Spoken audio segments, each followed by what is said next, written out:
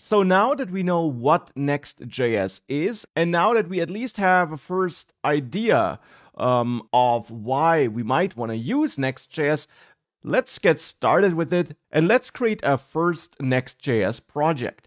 For this, we just need to run one simple command in the end, this command here, but to run this command, we need to have Node.js installed. Now, we're not going to write any Node.js code, at least not right now. We will write some basic code later, but we'll not write it right now.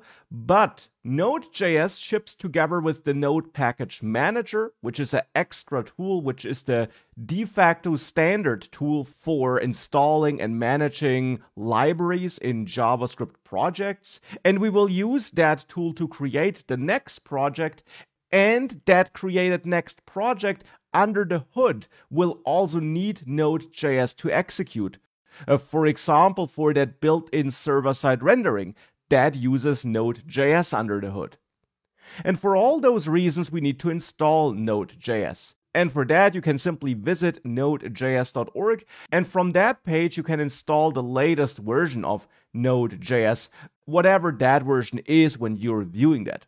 Just install the latest version, simply click on there and download Node.js.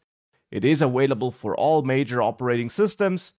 And then walk through that installer once that download finished.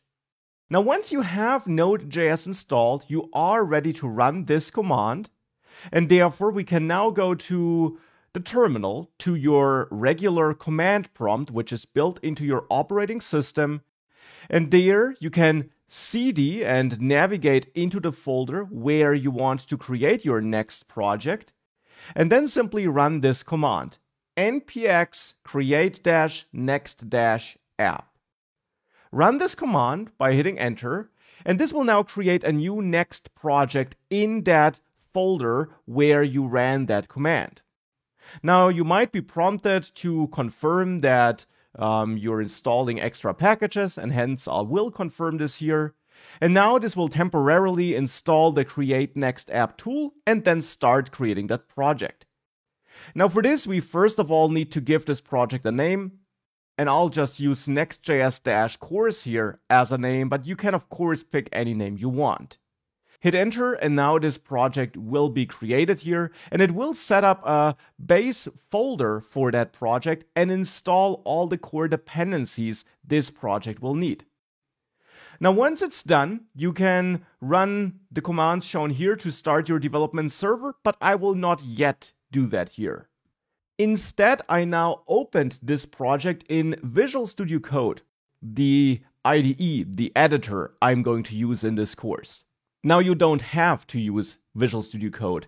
It is a great IDE for web development though. It's completely free and it's amazing, but you can use whatever your favorite web development IDE is. If you do want to use the same editor as I do here though, you can visit code.visualstudio.com, and from there you can download Visual Studio Code. It is available for all major operating systems. Simply download the installer and walk through it.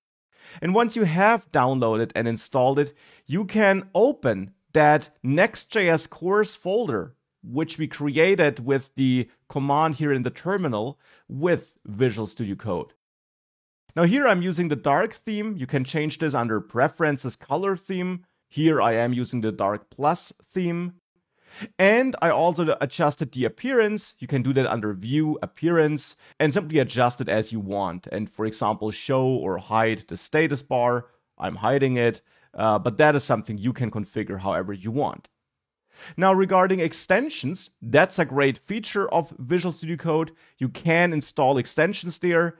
And the only extension that I'm using here and that I recommend that you install is the Prettier extension. You can simply search for Prettier here. And that's an extension that will help you with code formatting.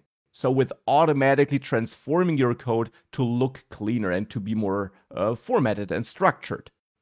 Once you installed that extension, you just need to make sure that you go to your keyboard shortcuts and there search for Format Document and make sure that you have that shortcut set up, because that's a shortcut which I will press all the time, which will then auto-format my code and use Prettier.